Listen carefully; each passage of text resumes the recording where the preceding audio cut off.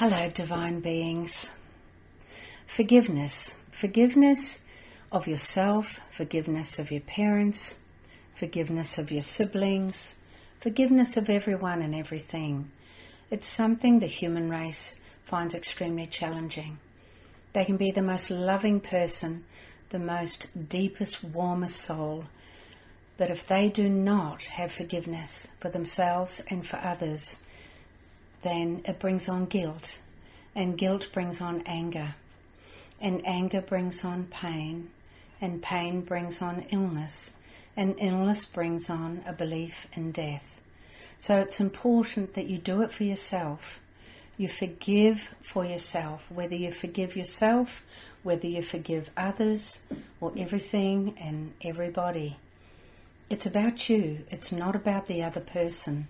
It's not about what they did to you, what they created for you, what they took away from you, how they abused you, how they hurt you or hurt people that you love. Unless you learn absolute forgiveness of yourself and others and everything, you will have deep-rooted anger, you will have guilt, and you will always feel like a victim. Now, the forgiveness of yourself is probably the top priority because it's not about the other person. It's how you react to what they've done to you. It's actually a psychic attack upon yourself when you can't forgive. When you can't forgive other people, you're attacking yourself, literally. The anger will attack them, even on an energetic level, even in thought. It's also attacking yourself. It causes you more harm than the actual abuse that was put upon you. So it's really important to learn the art of forgiveness. So if I was to ask you to rate yourself and how you would forgive yourself, 0 out of 10, 0 being the lowest and 10 being the highest of forgiveness. If you would rate yourself now, write down on a piece of paper, 0 to 10, what's the first number that comes to you when you say, I forgive myself? What's the first number that comes to you? You'll either see it, hear it, or feel it. Now that number will come to you in the first 3 seconds. The truth comes to you in the first 3 seconds with anything. Anything after that, it's the mental mind, it's the ego.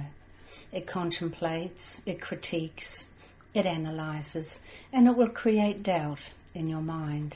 So the truth always comes to you, whatever it is. It will come to you in the first 3 seconds. You'll see it, hear it, or feel it. So the number that's come to you when you say, I forgive myself, that number, whether it's a 2 or a 5, still means that you have anger. Anger against your abuser, anger against yourself for allowing it to happen. It's quite remarkable how we set ourselves up for not forgiving ourselves or allowing for the abuse to happen. That often creates self-hatred, depression, harm to the body, because there is an element of guilt underneath that anger. There might be sadness. There's always anger under sadness. That's what sadness is. It's a cover-up for anger. So true forgiveness of yourself, what number did you get out of 10?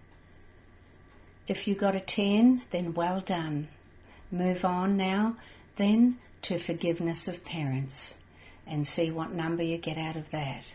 Now if you're still under 10, you might be a 5 or a 2. You've got a bit of work to do. And if you're an 8 or a 9, and that's what comes to you in forgiveness of yourself, then you're still not off the hook. You've got to get a 10. So you're doing well if you're an 8 or a 9.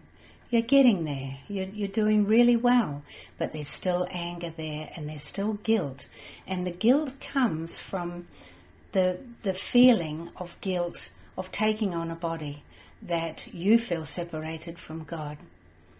And this runs unconsciously in your superconscious and in your subconscious. Your superconscious being your intuition, the God within you, and the subconscious, which is your body. It can cause illness, pain, And of course the belief in death, unconsciously of course, but it runs your agenda. So that forgiveness of yourself, even if you're an 8 or a 9, you still need to keep working on it.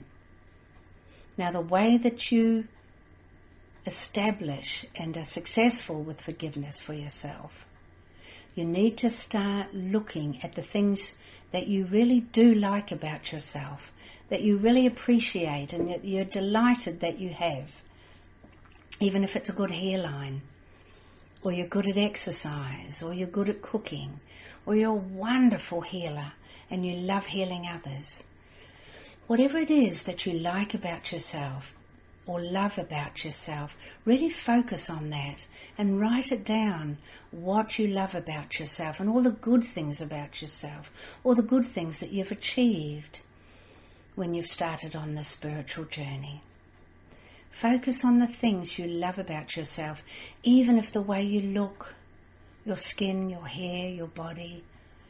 Mainly it's about your disposition, your soul. But you know, it's nice to like things about our body as well, because that is our creation. That is our creation and our connection to God that carries our spirit. So look at the beautiful things that you've created and the really good things you like about yourself. That's what you focus on. That's what you allow yourself to think more of. And focus more on what you want and not what you don't want. So start with forgiveness for yourself. And then start working on forgiveness of your parents, forgiveness of your siblings, forgiveness of partners, work colleagues. Go through the whole lot. Teachers, that's a good one. Neighbours. There's many, many different situations and people that we need to forgive. But start by forgiving yourself. It's a great way to start opening up your world to forgiveness. Much love, Shakti.